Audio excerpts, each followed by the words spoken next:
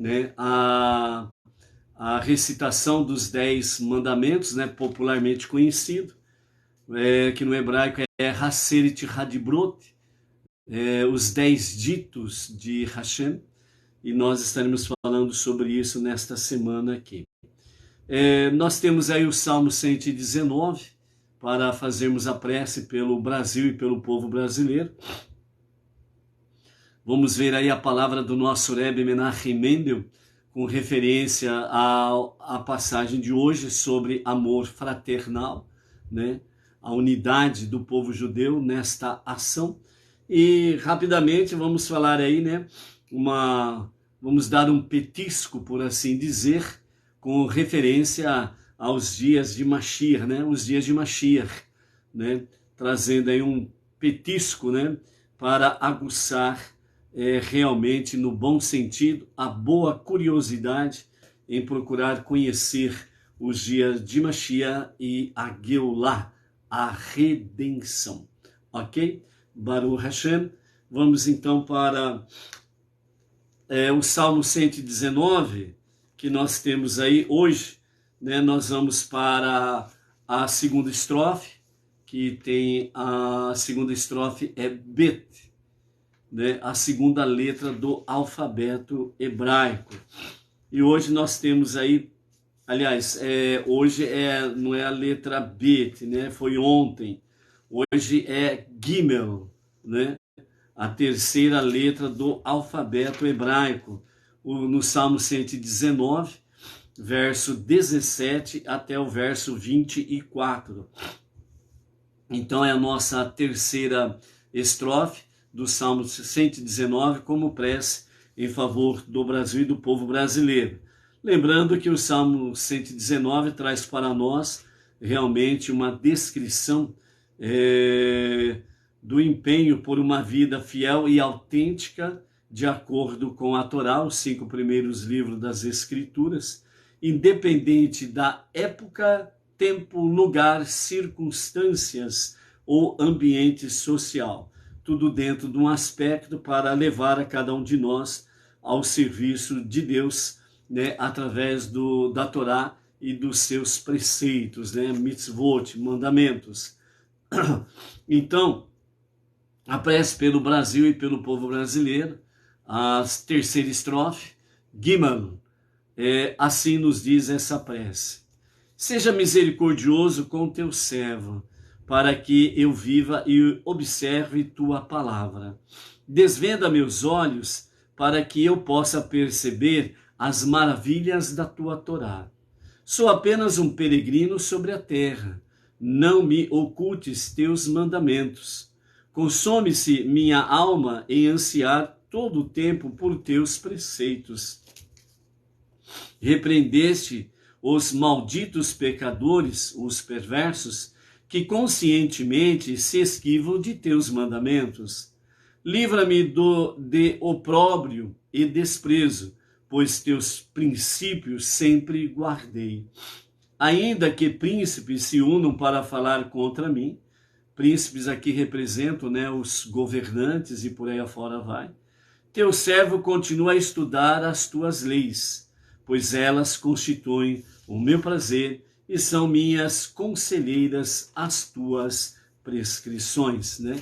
Então, dentro desse aspecto aqui, né, que sejam estas bênçãos sobre a nossa nação, sobre o nosso povo brasileiro, amém, vem amém, e que realmente, né, nós que já estamos na jornada monoteísta com fundamento judaico e orientação rabínica, possamos aprimorar a nossa jornada e levarmos cada vez mais as pessoas ao nosso irmão brasileiro num verdadeiro amor fraterno, cada vez mais o conhecimento, a sabedoria e o entendimento da unidade e da unicidade, o único Deus, o único Criador, o único Redentor e Salvador. E à medida que as pessoas forem somando, de fato, nesta união e unidade de fé, então, de fato, a resposta virá mais rapidamente para trazer, né, ao nosso povo liberdade, assim como também proteção, e fazer com que, em todos os sentidos, nós possamos ter aí realmente condições favoráveis para podermos servir ao nosso Deus, ok? Baruch Hashem, né? Então a nossa quarta leitura está no capítulo 19, do verso 1 ao 6, né?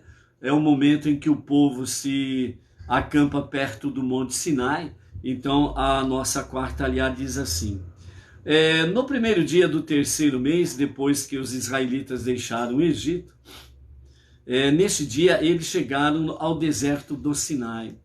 Eles tinham partido de Refidim e chegaram ao deserto de Sinai, fazendo techuvá, um retorno a Deus para um verdadeiro e genuíno arrependimento. Eles acamparam no deserto. Israel acampou, né? Só para sintonizar, né? Israel acampou. Nós temos aí realmente uma expressão no singular. É importante observar isso. Então, eles acamparam no deserto. Na sequência diz: Israel acampou lá, próximo ao lado leste da montanha, em um estado de unidade completa, né? Como se fosse uma única pessoa, com um só coração. No verso 3 a 6, nós temos aí, né, a questão que Deus escolhe o povo judeu como o seu povo, e os versos diz assim: Moshe subiu a Deus, ou seja, na montanha de Deus, no segundo dia do mês, de manhã cedo. Deus o chamou da montanha e disse: Isto é o que você deve dizer à casa de Iacove. Aqui quando se fala, né, você deve dizer à casa de Iacove, aqui está falando no sentido de falar às mulheres. Então a Torá, segundo Rashi, os nossos mestres, né, fala que a Torá ela foi apresentada primeiro às mulheres. E na sequência diz: e falar, né, a mesma coisa de maneira mais enérgica, enfatizando as punições e os detalhes, né, aos filhos de Israel, que aí está dentro dos os homens, né, os filhos de Israel.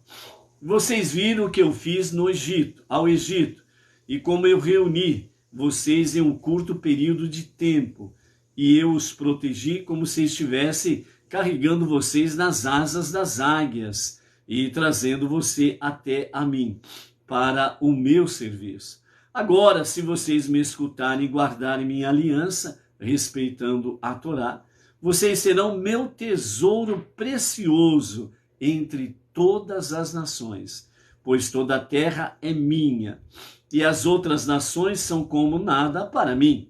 Vocês serão um reino de sacerdotes e nação sagrada para mim. Essas são as palavras que você deve relatar aos israelitas, não mais e não menos, né? Então aqui encerra a nossa quarta aliá, ok? Os nossos mestres aqui, né, comentando algumas coisas aqui pertinentes à nossa reflexão, né, nos fala sobre a Torá foi outorgada em um deserto, o deserto do Sinai. E o que isso significa? Segundo os mestres, nos fala que a Torá não é limitada, né, a algum lugar em particular, não é limitada ao tempo, né? Porque por isso que a Torá é chamada de atemporal. Então ela não está limitada ao tempo lá atrás, há mais de 3.334 anos, quando pela outorga da Torá, né? Então ela não está limitada ao tempo, ou também a qualquer ambiente normal de condições de vida. Ou seja, os nossos mestres querem dizer para nós de uma forma bem simples, né? A Torá, ela pertence a todos, não somente ao povo judeu. Por isso que a Torá ela foi outorgada no deserto. O deserto é terra de ninguém. Ninguém é dono do deserto. Ali não tem cidade, não tem município, não tem estado, não tem país, não tem governo de tipo nenhum. Então, por isso, a Torá, ela foi outorgada no deserto. E por isso que a Mishnah nos fala que a Torá, ela foi oferecida às 70 nações existentes da época, que representa exatamente todas as nações vigentes até a atualidade, certo? E essas nações, elas rejeitaram, né? Então, segundo o Midrash, diz que chegou para um determinado povo e disse, né? Vocês aceitam a Torá? O que está escrito nela?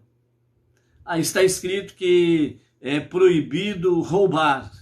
Então aquela nação disse, não, aí não pode ser. A gente vive de roubar os outros, nós gostamos de roubar as caravanas, né? Isso daí não serve para nós, não.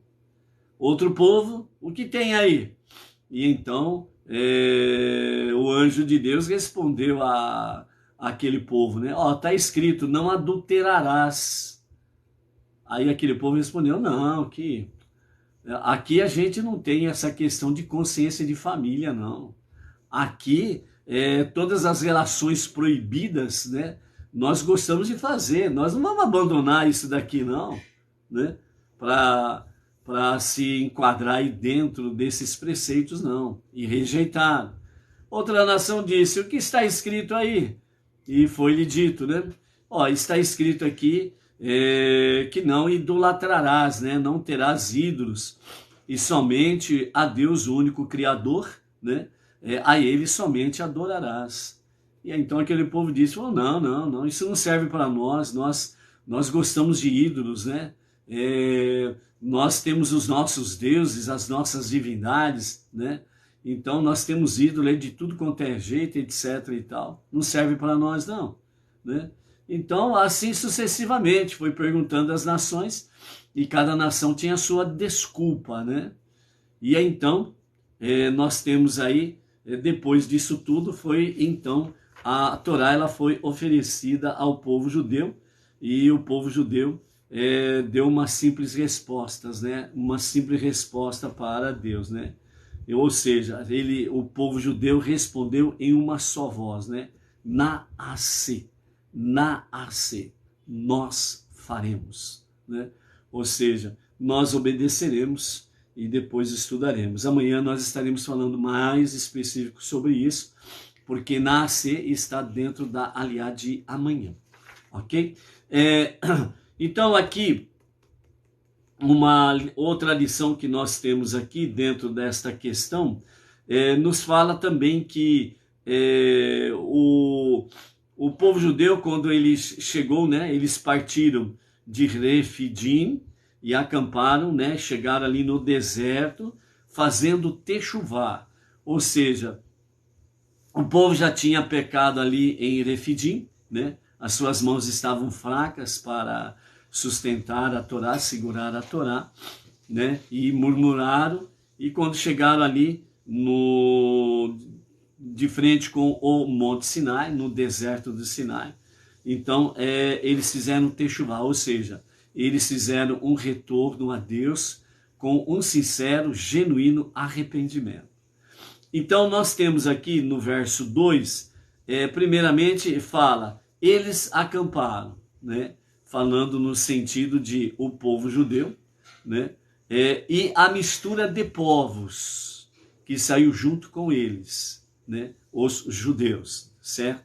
Então eles acamparam no deserto. Na sequência diz, Israel acampou lá próximo da montanha, né? Então agora aqui vem no singular, né? Então, vários comentaristas, né, os nossos sábios comentam sobre essa questão, o porquê do singular, o porquê no singular e não na forma plural, né? Então, Rashi diz, eles acamparam lá como um único homem, com um só coração. Então, nesse momento, o povo judeu, certo? Acampou-se próximo da montanha, como se fosse um único homem, um único ser. porque eles estavam com um só coração. Isso chama-se união e unidade, certo? Outro comentarista, Be'er Itzhak, ele fala que o povo judeu, no singular, obviamente, né, eles acamparam em um estado de unidade absoluta, né? Alguns comentaristas falam que esta foi a primeira vez em que o povo judeu esteve de fato em unidade absoluta. E eles voltarão a ter essa unidade absoluta somente nos dias de Mashiach. Então, por aí vocês veem que esse momento foi um momento muito ímpar na história do povo judeu, né? Posteriormente a isso, nós vamos ver aí, né, o povo estava unidos, mas não em unidade absoluta, né? Ou seja, um só pensamento, uma só fala, um só coração, né? Isso será devidamente restaurado nos dias de Mashiach, ok? Ibn Ezra, ele fala também que Israel acampou no singular, né, próximo à montanha, para nos ensinar que os cabeças das tribos, né, os príncipes e os anciãos, eles acamparam mais próximo da montanha do que o povo em si, já que eles eram pouco em número, e a Torá se refere a eles no singular. Ramban, né, Narmanides, ele comenta isso dizendo que o povo judeu acampou-se mais próximo à montanha, a multidão misturada, né, que é Erev Rav, que é exatamente a multidão misturada, ou seja, a mistura de nações, de povos, que saiu junto com o povo judeu. Eles acamparam mais separadamente, né, mais afastado um pouco do que o povo judeu, tendo em vista que, como eles são oriundos das várias nações existentes na época, e as suas nações rejeitaram a Torá. Então, como eles são oriundos destas nações, então eles estavam mais separados, né? Porque as suas nações rejeitaram o povo judeu, ok? E aí, então o povo judeu, né, nesta união em absoluta unidade, ou unidade absoluta, como se fosse um só homem, um só coração, eles então, de fato, chegaram ali nesta unidade absoluta, ou absoluta unidade, ok? Então, Narmanides, Ramban, né, fala exatamente sobre essa, que a mistura de povos acampou-se mais separado, né, do povo judeu, ok? E como o povo judeu é um povo, e a mistura de povos representa as suas nações, então, como povo judeu, eles deram a sua resposta como povo judeu. O povo. Os povos rejeitaram, ok? Então, aqui nós podemos aprender mais uma vez no sentido de que, vamos ver principalmente lá em Devarim, né, Deuteronômio, Moshe instruindo o povo, dizendo de fato para eles, a realidade é o seguinte, a mistura dos povos que representam as nações, os Beneinor, né, significa que o monoteísmo com fundamento judaico, obviamente, oriundo do povo judeu, é através do povo judeu que vai para as nações. Então, as nações rejeitaram a Torá, então agora, né, ali em Devarim nós vamos ver isso com mais detalhes, né? Então a orientação é que através do povo judeu, né, as nações possam receber realmente a unidade e a unicidade de Deus, dos 5 primeiros livros, através do povo judeu, entre as nações. As nações em si continuaram, né, melhor dizendo, né, no passado continuam no presente e até a revelação do justo e verdadeiro Mashiach, continuarão rejeitando realmente esta unidade e unicidade do único Deus. Dentro das nações é que os seus povos, né, os seus integrantes estarão aí individualmente, como família e como comunidades, né, de monoteístas, estarão entre as nações, realmente ombro a ombro com o povo judeu, procurando transformar esse mundo para ser a moradia de Deus, ok? Então, entre as nações, teremos, como temos aqui no Brasil, né, o movimento Bnei Noach, com a liderança do nosso Rav Yaakov Gerenstad, né, e seguindo, né, o monoteísmo com fundamento judaico. Ou seja, para que possa se completar o ciclo, é necessário não apenas ser monoteísta com fundamento judaico, precisa de uma orientação rabínica, que esteja realmente dentro dos ensinamentos mais profundos da Torá. O nosso rabino é ortodoxo, é do Chabad, né? Então, nós estamos tranquilos quanto a essa questão, a fonte judaica do monoteísmo vindo através de um rabino ortodoxo do Chabad, ok? Então, não basta apenas a pessoa dizer, eu sou monoteísta. Isso não quer dizer absolutamente nada, por completo, entendeu? Para completar o monoteísmo, a nossa jornada, é preciso ser um monoteísta com fundamento judaico, ou seja, com orientação rabínica, dentro das sagradas letras, das sagradas palavras, ok? Então, nesse sentido aqui, nós temos aí essa questão que Ramban Narmanides, né, nos fala sobre a questão da mistura de povos, né, que ficaram acampados mais separadamente, tendo estas questões aí nesse sentido aí, ok? Nós vemos aí também, né, dentro desses comentários, né, no verso 6, vocês serão um reino de sacerdotes e uma nação sagrada para mim. Né? Então Rashi, ele comenta esse texto, né, dizendo que a palavra Kohanim aqui, né, significa mais assim, no contexto aqui, né, oficiais, né, os oficiais do povo judeu. Por isso que nós vimos, né, aqui atrás, né, sobre o comentário de Ibnis Ezra, em que os cabeças das tribos e os anciãos, né, aqueles príncipes, né, as pessoas que são cabeças do povo, estavam mais próximo do Monte Sinai do que o povo mesmo. Então, ou seja, próximo do Monte Sinai estavam os principais do povo, os príncipes, né? Por isso aqui eles são chamados de Kohanim, não no sentido exato de sacerdotes, mas sim como oficiais, né? Os cabeças do povo estavam mais próximos ali, os príncipes e os anciãos, né? Os 70 anciãos.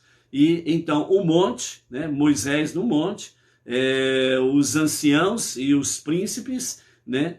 Próximos do monte, e mais atrás um pouco o próprio povo judeu, diante do Monte Sinai, ok? Então, realmente uma observação que Rashi traz para nós, e Narmanides também confirma essa questão em si, ok? E o que Deus disse a Moshe para que ele falasse aos judeus, né? E, finalizando o versículo 6, né? Fala, estas são as palavras que você deve relatar aos israelitas, né? Ou seja, o que está aqui, Rashi fala, né? Não mais e não menos, né?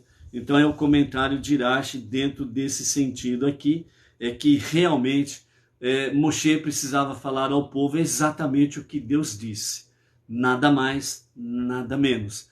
Por isso também nós temos aí lá em Devarim sobre essa questão, né, que não deve ser acrescentado nenhum ponto, nenhuma vírgula, nenhum tio, e muito menos não deve também ser retirado absolutamente nada daquilo que está escrito nesse sentido aí.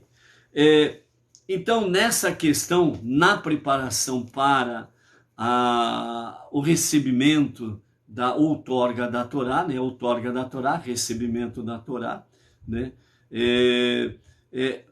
foi necessário realmente que o povo chegasse dentro ali diante do monte, né? No início da nossa aliada, da nossa leitura, né?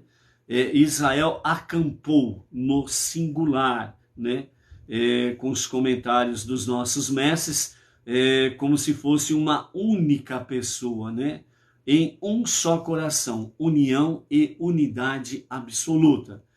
Então, nesse sentido, o nosso Rebbe Menachem Mendel, comentando, ele nos fala sobre que esse foi o momento, né, em que o povo judeu chegaram ao pé do Monte Sinai, no primeiro dia do mês de Sivan, no ano 2448, a contar da criação, né? Então eles chegaram ali, de fato, em união e harmonia. A presença de Deus, ela se recusa. A presença de Deus não se faz presente. Então a Shekhinah, a presença divina, ela não se faz presente onde há discórdia e falta de harmonia. Pode observar, aonde há discórdia e harmonia, você só contempla o quê? Atritos, conflitos, discussões, brigas. Onde há discórdia e falta de harmonia, Deus não se faz presente. Enquanto tiver isso daí, não adianta. Ele não está presente na tua vida, ele não está presente na sua família, ele não está presente na sua comunidade, na sua sociedade. Deus não se faz presente. Então, somente quando os judeus, plural, somente quando os judeus, plural, certo? Ou seja, como indivíduos, certo? Quando eles realmente se uniram em harmonia entre si e eles alcançaram esta unidade absoluta, foi que realmente eles puderam atingir esta harmonia agradável a Deus, e então realmente Deus se fez presente e ele trouxe então a outorga da Torá ao povo judeu singular, porque eles deixaram de ser plural, ou seja, eles deixaram de ser individuais, pessoas individuais, com os seus desencontros, discórdias, eles deixaram de ser pessoas que estavam em conflitos conflitos e em estado de aflições um contra o outro, né? Estado de estar de fato, eu digo A, outro digo B, outro diz B, e por aí afora vai. Então, numa desarmonia, discórdia, conflitos.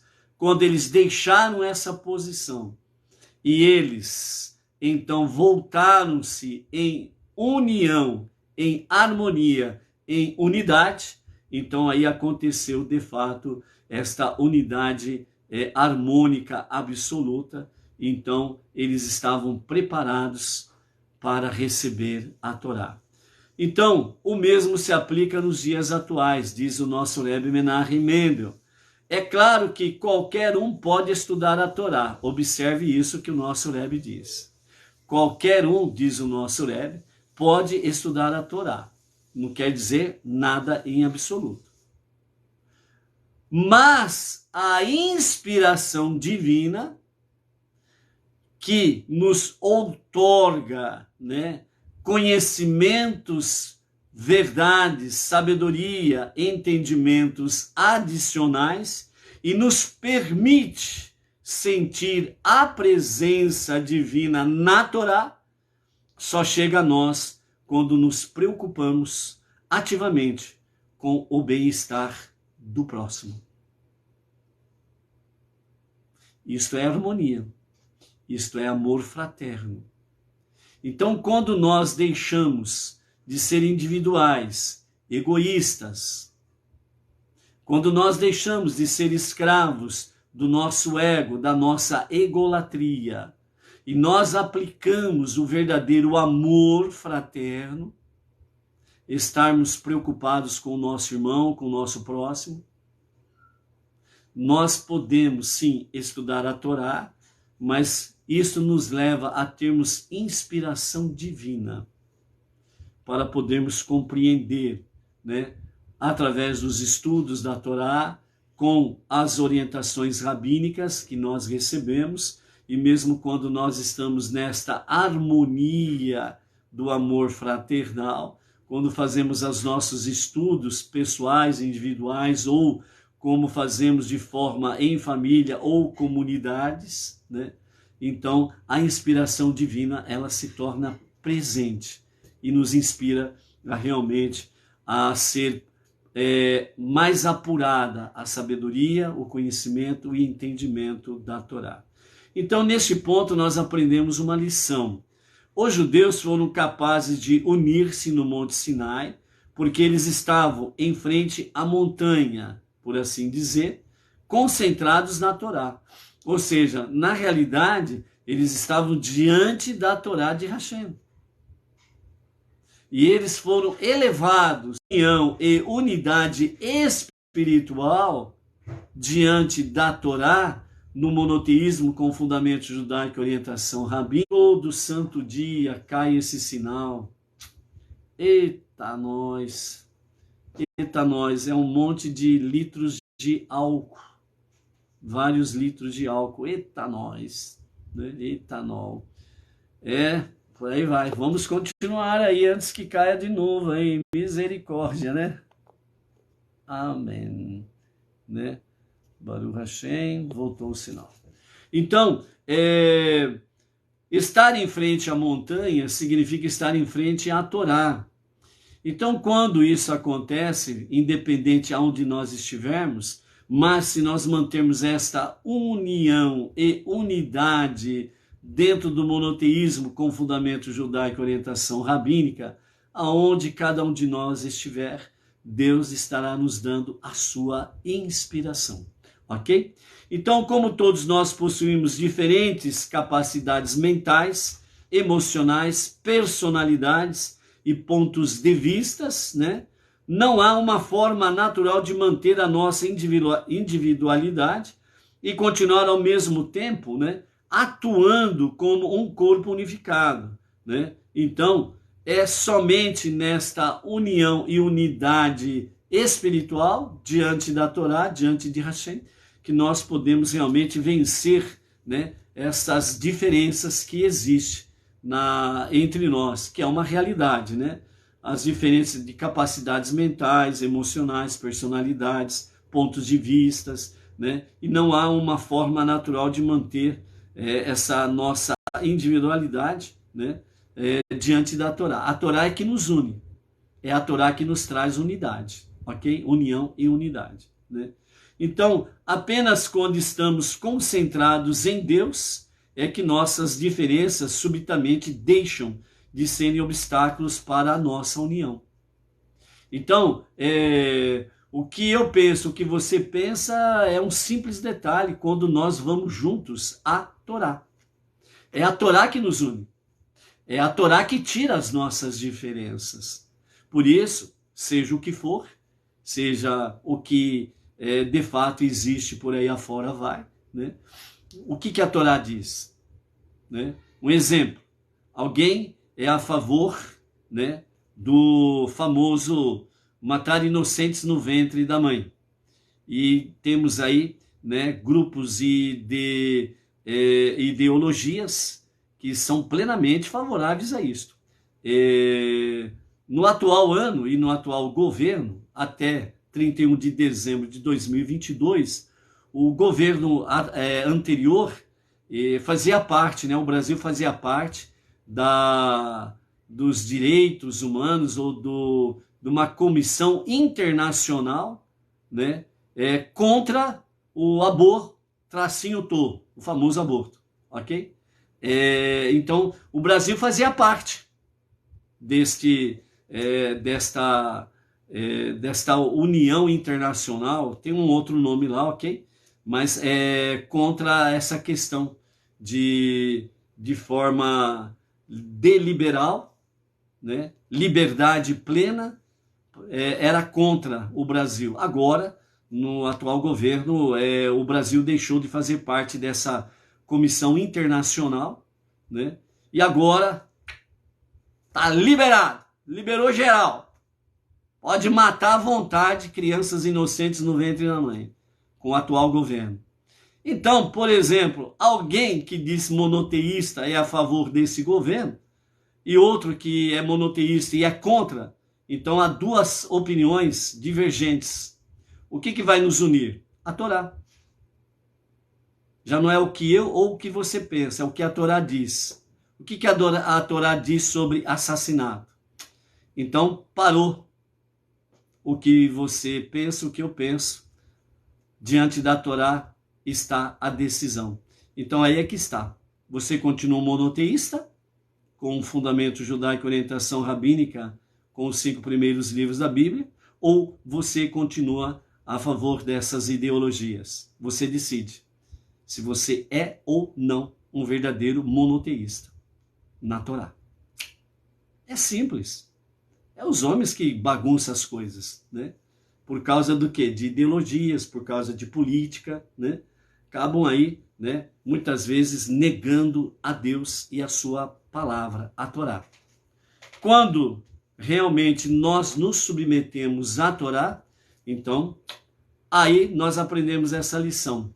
União e absoluta unidade. Por quê? Porque é a Torá que nos traz esta união. Ok? Então, nesse sentido, apenas quando estamos concentrados em Deus é que nossas diferenças subitamente deixam de serem obstáculos para a nossa união. Vamos continuar unidos? Por que vamos continuar unidos? Porque a Torá nos une. Então, aquelas questões, pontos de vistas, né, de ideologias e políticas e companhia limitada que são contra a Torá, então, até então eu era favorável, mas a Torá me mostra que eu não posso ser favorável. Então, a Torá me une àqueles que já estão realmente favoráveis à Torá. Então, nós entramos de fato em união e unidade com a Torá. Por isso, as nossas diferenças seguirão existindo, pois são necessárias para o cumprimento de nossa missão coletiva divina, né? Então, é a nossa luta diária de vencermos as diferenças, de vencermos, né, mesmo pontos de vista que são contra a Torá, eu preciso continuar vencendo esses pontos de vista, né, que são contrários à Torá no meu dia a dia, né, para que de fato isso possa acontecer aí, né?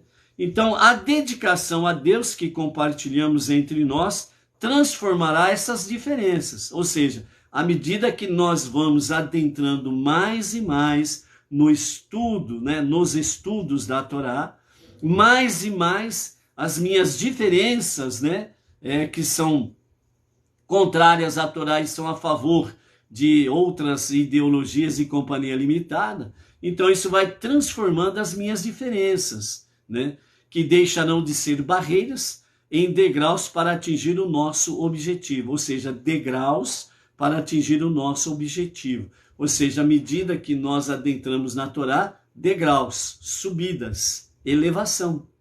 Mas se eu continuo lá, né, seguindo orientações ideológicas que são contrárias à Torá, eu continuo paradinho lá embaixo. Eu continuo simplesmente o quê? Eu continuo atrofiado. Eu continuo o quê? Eu continuo insensível aos ensinamentos da Torá. Então você decide se você quer viver de fato o amor fraternal segundo a Torá. Baruch Hashem. E para finalizarmos, amados, né, trazendo um petisco, os dias de Mashiach, né? Como a Edilaine, lá aqui de Bauru, né? Da nossa sinagoga Benei Noach, Bauru e região, né, ali no Jardim Silvestre 2, pediu um petisco ontem, né, dos dias de Mashiach, então vamos trazer aqui um petisco para os amados, né? Os nossos mestres falam que nós, realmente, e o nosso Rebbe Menachem Mendel, ele bateu muito nessa tecla sobre Mashiach, né? De nós estarmos vivenciando os dias de Mashiach, vésperas de Mashiach, né? Fatos que estão acontecendo e mostrando-nos que, de fato, nós já estamos vivenciando, né, os passos de Mashiach. Nós precisamos aprender a ouvir os passos de Mashiach. Como que eu ouço os passos de Mashiach? Vendo sinais. Vendo sinais, eu ouço os passos de Mashiach, que significa que ele está mais perto do que imaginemos, né? A sua revelação do justo e verdadeiro Mashiach para acontecer a qualquer momento mesmo. Amém, amém. Então, dentro desse aspecto, né, os nossos mestres falam que nós estamos testemunhando fenômenos sem precedentes, jamais vistos na história da humanidade.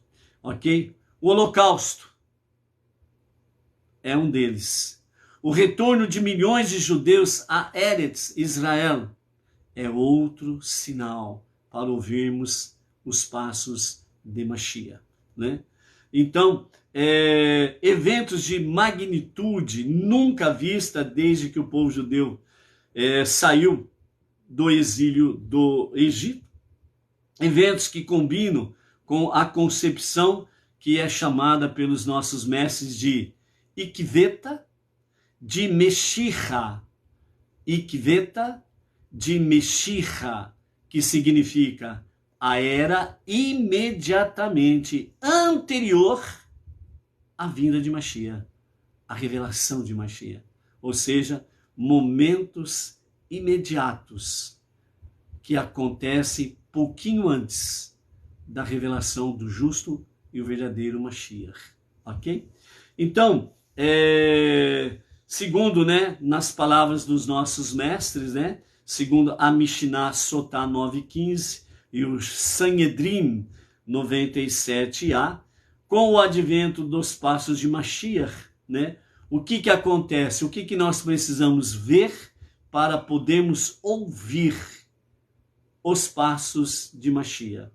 A insolência aumentará, né? Os preços subirão, né? Você pode ver que as pessoas não se entendem. Brigas de trânsito, por exemplo. Catástrofes estão acontecendo em brigas de trânsito. Brigas dentro da família. Brigas entre vizinhos, parentes, amigos, etc. e tal, né? Os preços subirão. Os preços, né? O preço está subindo, né? Cada preço que sobe é um sinal dos passos de Mashiach, né? A heresia, o desviar-se do verdadeiro conhecimento do único Deus Redentor e Salvador. É uma realidade. Os governos, aqueles que estão por cabeça dos povos, governos, presidentes, até mesmo os famosos ditadores, são hereges. Eles vivem na heresia, por isso que eles querem acabar com a consciência de Deus. Então o governo que aí está não quer que você tenha liberdade de expressão, liberdade religiosa, é porque é um governo herege. É isso que você está vendo entre as nações. E aí você vem me dizer que é monoteísta e é a favor desse ou daquele governo? Meu Deus do céu. Entendeu? Então, convergir para a Torá é o importante, né? As pessoas vão pecando sem nenhum medo de repreensão ou algo semelhante. Então, as pessoas estão cada vez mais fazendo coisas erradas aos olhos de Deus e da sua palavra, e não são contestados. Vários e vários, dezenas e centenas de segmentos religiosos aí, estão vivendo numa verdadeira heresia. e os seus líderes não estão nem aí, entendeu? A heresia em todas as camadas da sociedade, ok? Os jovens desrespeitando e envergonhando as pessoas mais velhas. Antigamente, os pais falavam para os seus filhos: respeitem os mais velhos, falem para com os mais velhos com respeito. Sim, senhor, sim, senhora. Respeite os seus pais, papai, mamãe, senhor, senhora. Mas hoje não tem isso daí na maior parte. Os pais não falam para os seus filhos e nem ficam ali ensinando diariamente: respeitem os mais velhos. Oh, você está falando com o seu pai, você não está falando com os seus colegas, não. Sim, senhor. Quando eu te chamo, senhor, a mesma coisa com a mamãe. Senhora, sim, senhora. Então as pessoas não estão fazendo mais isso. Os pais não estão fazendo mais isso, né? Uma boa parte de professores militantes também não estão ensinando isso. Muito pelo contrário, estão ensinando a desrespeitar e a odiar os seus pais. E por outro lado, os pais estão mais preocupados com a sua vidinha, né? De serem, entre aspas, eternamente jovens. Para com isso, está me chamando de senhor, está me chamando de velho? A mamãe também fala, né? Ei, não precisa me chamar de senhora, não, sou velha. Então até os pais mudaram o conceito destas coisas, né? Então por isso os jovens não estão nem aí com as pessoas de mais idade, né? Não respeitam, não dão passagem preferencial para elas, né? Os lugares que têm assentos reservados para os mais velhos são os mais jovens que sentam, ninguém repreende. Nem as instituições onde está ali as cadeiras, bancos, etc. e tal, reservado para os mais velhos, ninguém ali se levanta das próprias instituições e falam para aquelas pessoas mais novas, né?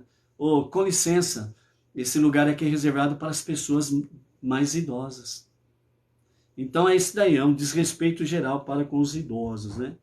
O filho caluniará o seu pai e a sua filha se levantará, aí a filha se levantará contra a sua mãe. Brigas entre pais e filhos, filhos e pais, né? E também a nora contra a sua sogra, né? Os inimigos de um homem serão os membros da sua própria família. Por que os inimigos serão os membros da sua própria família? Por causa da ideologia que aí está há 30, 40 anos, desde o pré-primário, enfiando na cachola das crianças a ideologia.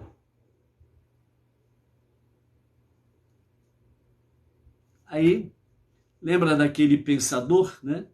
Os loucos podem alcançar a cura, mas os imbecis não. É isso que estão fazendo, essas ideologias, elas estão criando imbecis. Por mais que você fale para ele, pedra é pedra, pau é pau, para eles vai ser pedra é pau e pau é pedra. Isso daqui é luz. Por mais que você mostre e fale, isso daqui é luz, ele sempre vai entender como trevas. Ou seja, ele sempre vai aceitar a mentira como verdade e a verdade como mentira. É o que você está contemplando diante dos seus olhos aí. Ok? Então isso tudo está dentro do quê? A última geração, onde haverá muita expressão dessa questão, né? Como diz, né? Ikveta de Meshichá, né? Ou seja, a era imediatamente, né? A vinda de Mashiach, ok? Então, por isso, amados, né? Nesse pequeno petisco, né? Aliás, petisco já diz que é um pequeno petisco, né? Então, nessa pequena demonstração aqui, né? As mudanças inesperadas estão acontecendo, sim, já há 30, 40 anos, numa esfera mundial, né? Então, quando você escuta aí, né, uma nova ordem mundial, é exatamente isso que está acontecendo, gente. O sistema quer definitivamente selar perda da consciência divina, consciência de família e consciência de liberdade, né? Para os que vão manter porque graças a Deus em todos os tempos e gerações sempre houve, né? Grupos, comunidades, né? Que sempre mantiveram a sua consciência de Deus, família e liberdade, por mais difícil que seja, isso será mantido, graças a Deus, né? Mas há um custo muito caro, né? Há um custo muito caro. Vai ficar bom? Sim, vai melhorar, mas primeiro vai ter que ficar feio. E os que estão no monoteísmo com fundamento judaico e orientação rabínica precisam se fortalecer. De que forma? Estudo da Torá. É onde aqueles que realmente querem viver em Deus vão fazer com que essas diferenças venham cair por terra e as pessoas poderão juntos estarmos como povo judeu diante do Monte Sinai para a outorga da Torá. E a outorga da Torá é diária, como diz os nossos mestres, né? Então nós precisamos procurar manter, como Benei Noach, na nossa jornada monoteísta com fundamento judaico e orientação rabínica, precisamos nos esforçarmos realmente, termos bom ânimo, como diz, né, o eterno a Yehoshua, lá no livro que traz o seu nome, Yehoshua, popularmente conhecido como Josué, lá no capítulo 1, verso 9, né? Esforça-te e tem bom ânimo, e estou contigo. Ou seja, Deus presente, não estará, Deus presente, estou contigo. Então, por isso que venhamos nos esforçarmos para que os Benei Noach, né, principalmente aqui no Brasil, venham manter união e unidade. Por isso, não neste fim de semana, mas no outro, né, 18, 19 e 20, lá, 18, 19, 20 e 21, né, teremos aí o 7º seminário lá no sítio IP, né, em Itapecerica da Serra, o 7º seminário com a liderança do nosso Rav Yaakov Gerenstad. Vários outros rabinos estarão presentes e várias comunidades Benei Noach do Brasil inteiro estará presente praticamente, né? Nos próximos dias nós estaremos falando aqui das comunidades, né?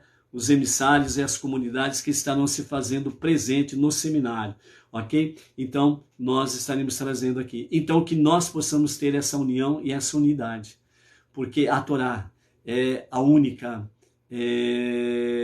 o único instrumento divino para que nós possamos ter essa união e essa unidade. Por isso, que sejamos realmente íntegros nos estudos da Torá diariamente, para nos fortalecermos nessa jornada monoteísta. Baruch Hashem. Até amanhã, amados. Shalom, shalom. União e unidade na Torá.